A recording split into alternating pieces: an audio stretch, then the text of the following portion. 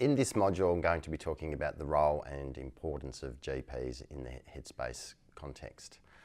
So I think the most important thing in terms of thinking about the role of GPs in the centre is that it will usually align with what GPs normally do in general practice, and so that and that is to provide holistic care, so that GPs are not there just to provide a rubber stamp for completing mental health treatment plans.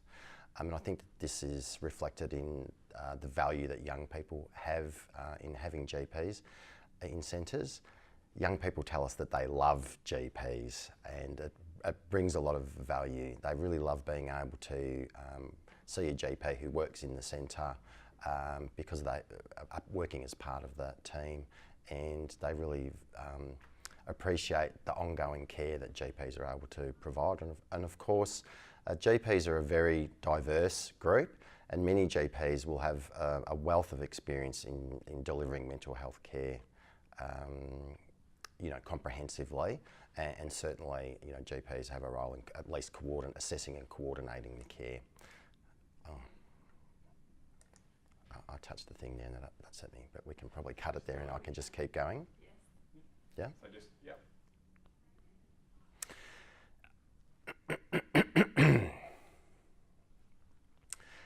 And so in thinking about the role for GPs, one of the things that's unique to GPs in this setting is that pretty much the rest of the model is built around access to better mental health outcomes. And what's different about GPs is that they are able to have unlimited sessions with young people. So the value of that is it means in practice that a GP can continue to see a young person once they've finished their sessions. They can provide ongoing support to a young person. And over a period of time, what that can mean is that the GP can be the anchor or the solid rock to the young person who, and I've certainly had experience of seeing young people over a number of years where they've seen a range of therapists, 2, 3 or more therapists over that time, and you're the person who's kind of built that really strong ongoing therapeutic relationship with them, and that's something I think is a natural role for GPs. That's what we sort of, that's what our care is really based on, and we should be able to perform that function within the Headspace Centre in order to feel valued in the work that we're doing. In terms of the service, because young people value GP so much, having a GP in the centre will attract young people to the service, and which is great. And there's examples where a centre went from having no GP for a number of years to getting a GP, and saw a dramatic rise in the number of young people that they were seeing as a result of having the GP attracting young people. The thing that having a GP in the service also does is that if the GP is integrated with the other team members, attending team meetings, etc., what that tends to do is that it raises the level of thinking about the young person holistically, because what tends to get mixed with young people is particularly the physical and sexual health concerns, and including the alcohol and other drug issues, because GPs, that's the work that GPs will do outside of mental health care. So they'll be asking those questions, raising those concerns, and therefore raising the profile of those aspects of the holistic care with the other members of the team. So we call that the presence of the GP is assisting the centre, for everyone working with the young person, to keep the body in mind. So thinking about the body as well as the mental health aspects of the care. And of course, so GPs then GPs are able to enact on those aspects of the care, so they can do sexual health, they can do alcohol and other drugs, and also looking after acute and chronic health conditions for young people.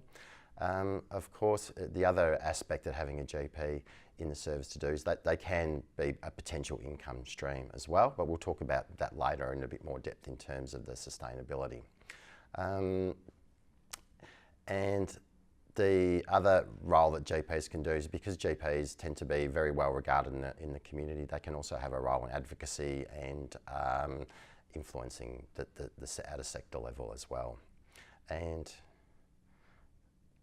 they can then potentially, because GPs also tend to work in centres part-time, they can extend the model of the Headspace model of care into general practice, which is also true of other practitioners, but I think it's particularly valuable for GPs. Can you just go again on that last bit about the advocacy part, from the advocacy onwards, and then Sure. part-time?